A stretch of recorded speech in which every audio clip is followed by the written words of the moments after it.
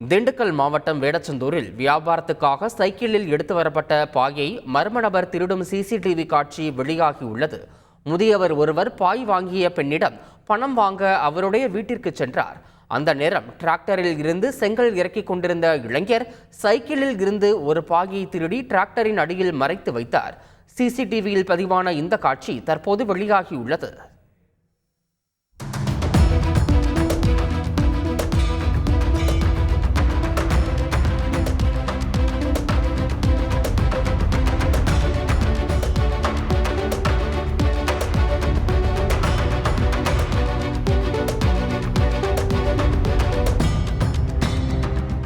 திருச்சி சர்வதேச விமான நிலையத்திற்கு வெடிகுண்டு மிரட்டல் வந்ததால் பரபரப்பு ஏற்பட்டது.